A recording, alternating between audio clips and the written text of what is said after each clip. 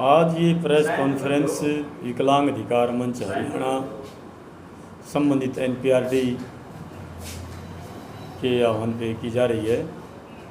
मैं दाई और हमारे साथी जयपाल दालमवाड़ा से हैं, उपप्रधान हैं जिला के, लंबे समय से आंदोलन में जुटे हुए हैं। साथी ओम प्रकाश अशरफगढ़ से हैं 2 नंबर पे, कार्यकारी अध्यक्ष तहसील जींद के।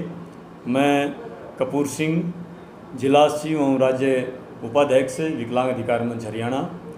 साथी सुरेंद्र लवान राजपुरा बैंड से हैं, उपप्रधान विकलांग अधिकार मंच हरियाणा जिला कमेटी जींद। मैं सबसे पहले विकलांग अधिकार मंच हरियाणा की तरफ से आपके चैनल का धन्यवाद करता हूं कि आप ये जो दबे कुचला जो तबका है विकलांगों का, उसकी आवाज़ उठाने का काम आपका चैनल कर रहा है। और मैं सभी सुनने वालों का भी आभार व्यक्त करता हूं कि वो ये आवाज़ जन जन तक पहुंचाने का काम करेंगे। देखिए, प्रदेश भर में विकलांग अधिकार मंच हरियाणा आंदोलनरत है। हम 2010 से लगे हुए हैं पूरे देश में, और अभी पिछले 6-7 महीने से हरियाणा में हमारी जो मुख्य मांगे हैं, 2016 का जो कानून है वो लागू करे सरकार, यूडीआईडी सभी विकलांगों की बने, 40% से ऊपर के जितने विकलांग हैं उन सबको पेंशन सहित, चाहे वो बस पास है, रेलवे पास है या रेड क्रॉस से कोई कर्तव्यमंग की बात है, तो ये सब सुविधाएं मिलनी चाहिए। इन सवालों को लेकर के हम आंदोलनरत हैं। पिछले दिनों हरियाणा के एक मुख्य जो अधिकारी हैं समाज कल्याण विभाग के, उन्होंने एक स्टेटमेंट दी कि जितने भी विकलांग हैं उन सब ने 31 अगस्त तक अपनी जितने भी डॉक्यूमेंट है, चाहे वो मेडिकल संबंधित है मुख्य, वो 31 तारीख तक अपडेट जमा करवाने हैं, नए जमा करवाने हैं, जिसको लेके विकलांगजनों में काफ़ी हड़कंप मच गया और काफ़ी जल्दी अलग अलग खतरा दिखाई दिया विकलांगजनों को कि कभी कोई तेरी पेंशन ना कट जाए, तेरी कोई ये सुविधा ना चली जाए, इसलिए ये जल्दी बनवा के दिया जाए। जिस कारण प्रदेश भर के सभी अस्पतालों में काफ़ी भीड़ आपको आज के दिन देखने को मिली होगी। पिछले दिनों भी वो भीड़ लगातार जारी है। ऐसा विकलांग साथी जो जिसका वैलिड है अभी भी मेडिकल सर्टिफिकेट, जिसके 5 साल बने, 5 साल के लिए वैलिड है, अभी 2 साल हुए बने, या 3 साल का है अभी 1 साल बने हुआ है, या कुछ ऐसे भी हैं जो लाइफ टाइम भी हैं, तो वो भी आज लाइन में लगे हुए हैं। ये बेतुका फरमान है एक तरह से, और इसकी कोई चिट्ठी नहीं है डिपार्टमेंटों के पास, ना ही समाज कल्याण विभाग के पास इस तरह की कोई चिट्ठी है सरकार की, और ना ही स्वास्थ्य विभाग के पास कोई चिट्ठी है कि ये सब के बनाने हैं। तो ये बड़ी भीड़ है, और जहाँ पे ये मेडिकल बनते हैं अस्पतालों में, वहाँ पे विकलांगों को प्रताड़ित किया जाता है। तारीख पे तारीख मिलती है, जैसे कोर्ट में मिलती है, और अगले बुधवार आना, और बहुत से विकलांग ऐसे हैं, वो बहाना तो ये कहा जाता है कि यहाँ इसका डॉक्टर स्पेशलिस्ट हमारे पास नहीं है, उनको रेफ़र कर दिया जाता है रोहतक पीजीआई के लिए, कानपुर के लिए, चंडीगढ़ या अग्रवा के लिए। जब वहाँ हमारे साथी जाते हैं तो उनको 2-2, 3-3 साल आगे की डेट मिलती है वहाँ पे, 2025, 2023, तो काफ़ी धक्के खाने पड़ते हैं। ये हमारी प्राथमिक ये एक पहचान पत्र एक तरह से है जो मेडिकल सर्टिफिकेट है, इसको बनाने में भी हमारी बहुत सी एनर्जी लगती है, दर की ठोकरें खानी पड़ती हैं, हमें प्रताड़ित किया जाता है स्टाफ द्वारा, डॉक्टर्स द्वारा। और अगर जींद की हम बात करें, जींद की हालात तो और भी ख़राब है। जींद जिले का जो सिविल सर्जन कार्यालय का जो दफ्तर है, जो नागरिक अस्पताल है, वो गोहाना रोड पे पड़ता है, और मेडिकल सर्टिफिकेट बनाए जाते हैं सेक्टर 8 में, पॉलीक्लिनिक के अंदर है एक, वहाँ और कोई काम नहीं होता। ये सिर्फ विकलांगों को तंग करने के लिए उसका प्रयोग किया जा रहा है। जिला अस्पताल से वो 2 किलोमीटर दूर पड़ता है, कोई भी साधन वहाँ नहीं जाता, कोई व्हीकल नहीं है, कोई वहाँ पे सुविधा नहीं है, बिजली तक नहीं है वहाँ पे, इमरजेंसी लाइट चली जाए तो अंधेरे में ही मेडिकल बनाने पड़ते हैं। कई बार एक्सरे लिख देते हैं, एमआरआई लिख देते हैं, अलग अलग तरह टेस्ट, वहाँ पे किसी प्रकार का कोई टेस्ट नहीं होता। इवन अगर किसी के डॉक्यूमेंट में कोई कमी है, कोई कॉपी लगानी पड़ेगी, तो वहाँ कोई फोटोस्टेट तक की दुकान नहीं है। उन्होंने 2 किलोमीटर उल्टा स्पीडर रोड आना पड़ता है, मतलब 2 रुपये की कॉपी 50 रुपये में पड़ती है। बड़ा मतलब आर्थिक नुकसान विकलांगों को हो रहा है। और फिर ये तारीख पे तारीख है, और ये ऑनलाइन जो प्रक्रिया है, अभी भी हालात ये बनी हुई है, जिन विकलांगजनों ने फरवरी में रजिस्ट्रेशन करवाया था, मई जून में रजिस्ट्रेशन करवाया था, वो तो निफराम से घर बैठे हैं कि उनको कह दिया कि तेरा सर्टिफिकेट बन गया, ऑनलाइन कटवा लेना। जब वो CHC सेंटर पे जाके करते हैं तो वहाँ ऑब्जेक्शन मिलता है, या अभी प्रोसेस में मिलता है। 3-3, 4-4 महीने हो गया मेडिकल करवाए हुए, लेकिन उनको आज तक वो मेडिकल सर्टिफिकेट अभी तक नहीं मिला। ये एक स्थिति है। हम लगातार ये मांग कर भी रहे हैं।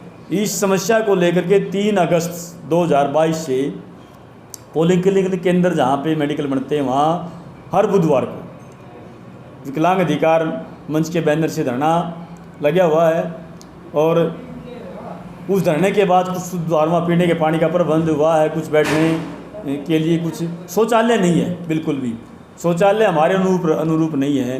कोई हमारा 100% साथी अगर वहाँ जाता है तो उसके लिए उसकी पहुँच से बाहर है, व्हील चेयर टॉयलेट में नहीं जा सकती। ये एक स्थिति बनी हुई है।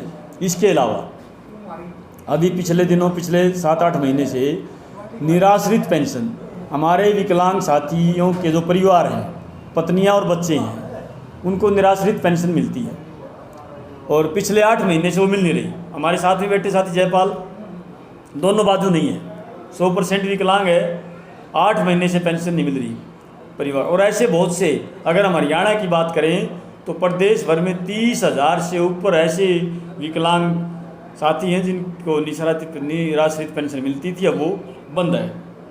और अकेला विकलांगों की नहीं, बुढ़ापा पेंशन, जब से फैमिली ID आई है, बुढ़ापा पेंशन काट दी गई, लाडली पेंशन काट दी गई, विडो की पेंशन काट दी गई। ये एक स्थिति बनी हुई है। लोग समाज कल्याण विभाग के धक्के खा रहे हैं, वहाँ पे कोई संतुष्टिजनक जवाब नहीं मिल रहा, लूट पीट के वापस लोग बैठ जाते हैं। ये एक स्थिति है। इस हालात में हम जो विकलांग साथी, विकलांग जो लोग हैं, समाज ने तो वैसे ही हमें हाशिए पे खड़ा कर दिया है, और सरकार भी कोई कसर नहीं छोड़ रही। और पिछली सरकारों ने तो हमारे साथ जो किया, जब से BJP सत्ता में आई है, इसने तो इस काम को और तेज़ी से बढ़ाया है, और फरमान एक से आगे एक लगातार जारी किया जा रहा है। मतलब ऐसे जो परिवार हैं, खाद्य सुरक्षा के दायरे में आते हैं, जो संपन्न भी हैं, शारीरिक तौर पे भी ठीक है। हम जो विकलांग हैं, 100% विकलांग हैं, कुछ कर नहीं सकते, कोई सहारा भी किसी का नहीं है, हमें खाद्य सुरक्षा से बाहर किया जा रहा है। हमारे बहुत से साथियों के राशन कार्ड काट दिए हैं, उनको राशन नहीं मिल रहा, जो बहुत ज़रूरी चीज़ है। हमारे बच्चे या हम जो विकलांग हैं, जो पढ़ना चाहते हैं, पढ़ाई उनके अनुरूप स्कूल नहीं है, वहाँ पे कोई स्पेशल स्कूल ज़िले में उस तरह का नहीं है। तो ये कुछ सवाल हैं जिनको लेकर के हम लगातार आंदोलन में हैं, और सरकार से हम मांग कर रहे हैं। इसी बात को लेकर के हमने 3 अगस्त को सिविल सर्जन जी को एक ज्ञापन दिया था, जिसमें ये मेडिकल संबंधी डिमांड हमने की थी। एक बात तो बातचीत की गई, लेकिन स्थिति जो की तो बनी हुई। उन्होंने कहा था कि हम स्पेशल कैंप लगाएंगे तहसील पे, ब्लॉकों पे, PHC CHC पे, आज तक कोई कैंप का आयोजन किया जा रहा। तो ये इसी तरह से हमने 24 तारीख को, 24 अगस्त को हमने ज्ञापन दिया DC साहब को, उपायुक्त महोदय जी को एक ज्ञापन दिया, जिसमें तमाम विकलांग, उनसे हमने अवगत करवाया कि हमारी ये समस्याएं हैं और हमारा जल्द इनका समाधान किया जाए। और आज तक भी जिला प्रशासन ने हमारी जो समस्या है उनकी तरफ उनका कोई संज्ञान नहीं लिया है, जिस कारण हम लगातार, हमें दिक्कत पैदा हो रही है। हमारे साथी प्रशासन के प्रति गुस्से में हैं, और ये गुस्सा लगातार बढ़ता जा रहा है।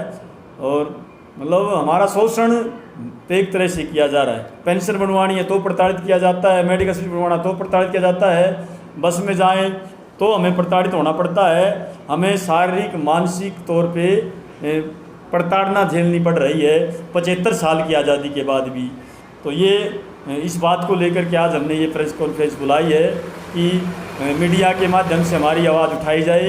ये जो गूंगी बहरी जो सरकार है इस तक हमारी आवाज़ आप लोग पहुंचा सकते हैं, आपके चैनलों के माध्यम से पहुंच सकती है जिनके प्रशासन के पास भी और सरकार के पास भी। हम सरकार से मुख्य मांग जो कर रहे हैं, एक तो हमारे जो मेडिकल सर्टिफिकेट जो बने हुए हैं वो कितने पुराने हैं, उनको UDID उन्हीं के आधार पर बननी चाहिए, उनको मान्यता दी जानी चाहिए, वो मान्य होने चाहिए। जिनके अभी भी डेट बची हुई है, कोई 5 साल के लिए 3 साल के लिए है, उनको भी मान्य किया जाए। फिर इसके अलावा जो परमानेंट विकलांग हैं, जिसका कोई भी अंग नहीं है, हाथ नहीं है, पैर नहीं है, कोई और चीज़ नहीं है, उनके तो मतलब जीवन भर के लिए बनाए जा सकते हैं, लेकिन जानबूझ के उनको भी परेशान किया जा रहा है। ऐसे भी केस हैं जो मंदबुद्धि हैं, शारीरिक तौर पे चल सकते नहीं, बोल सकते नहीं, 100% है, और वो PGI रोहतक से जारी हो गया मेडिकल सर्टिफिकेट उसका 3 साल पहले, 4 साल पहले, 5 साल पहले PGI से हो गया, ग्रोवा से हो गया, अब उसको दोबारा वहीं पे रेफर किया जा रहा है। जब उसका एक बार बन गया, उसमें कोई इम्प्रूवमेंट आपको दिखाई नहीं दे रहा, तो कम तो उसका सेम मेडिकल जारी किया जा सकता है सिविल सर्जन द्वारा, लेकिन नहीं। तो ये कुछ समस्याएं हैं। पिछले 5 महीने से हमारा लघु सचिवालय के बाहर भी धरना विकलांगों का चला हुआ है, जिसकी ओर सरकार का कोई ध्यान नहीं है। तो हम जिला प्रशासन से भी मांग करते हैं, स्थानीय जो हमारी मांग है उन पे जिला प्रशासन समय रहते बातचीत करे, उनका समाधान करे। और सरकार से भी हमारी मांग है कि पेंशन, मतलब ये मामूली सी पेंशन है। जब दुष्यंत जी चुनाव में जा रहे तब तो 5,000 पेंशन की बात कर रहे थे, आज सरकार में शामिल हैं तो आज 5,000 का कोई जिक्र नहीं है। जब उनसे बात की जाती है, आप जैसे पत्रकार लोग बात पूछते हैं, तो वो कहते हैं कि हमारे साथ हम तो राज्य में नहीं है। और जब हरियाणा के डिप्टी CM बने हुए तो वो सरकार कैसे होती है, राज्य में बैठे हैं। तो हमारी मुख्य मांग ये है कि गुजारा लायक हमें पेंशन मिलनी चाहिए, और वो 40% से ऊपर के तमाम विकलांगों को दी जाए। आवास का हमें मतलब बड़ी भारी दिक्कत हमारे बहुत से साथियों को आ रही है, रहने के लिए जगह नहीं है। सरकार हमारे आवास का प्रबंध करे, मकान बना के दे राशन के दायरे में। तो ये जो सवाल है, रेड क्रॉस से अब आधुनिक युग है, हमें वही पुराने ढांचे की रिक्शाएँ मिलती हैं। हम ई-रिक्शा, उच्च क्वालिटी के उपकरण रेड क्रॉस से, चाहे वो चाहे वो साइकिलें हैं, चाहे कर्तरीमंग हैं, चाहे बैसाखी हैं, वो हमें मिलनी चाहिए। और बस पास भी सभी साथियों के जारी होने चाहिए, और हमारे साथियों को स्वरोजगार के लिए प्रोत्साहन राशि मिलनी चाहिए बिना शर्त के।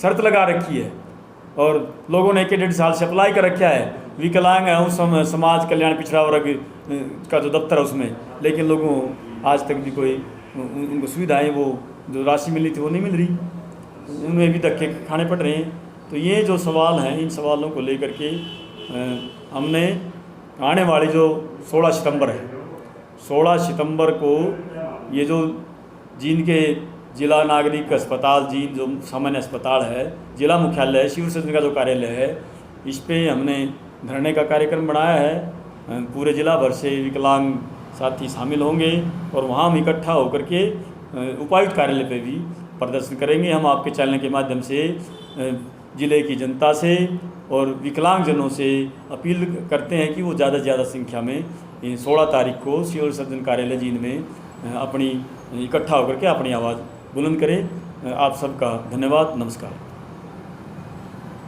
पेंशन किस वजह से काटी जा रही है? जो आपकी विकलांग पेंशन है, जो आश्रित है, पत्नी है, विधवा है, उनके किस बेस पे फैमिली ये पेंशन काटी जा रही है? देखिए, एक समय पे मोदी और खट्टर की सरकार ने कहा कि एक देश एक नागरिक एक देश, वो आधार कार्ड लेके आए, सबके आधार कार्ड बना दिए। अब उन्होंने कहा कि अभी एक ID सबकी बढ़नी ज़रूरी है, इसके बिना काम नहीं चलेगा।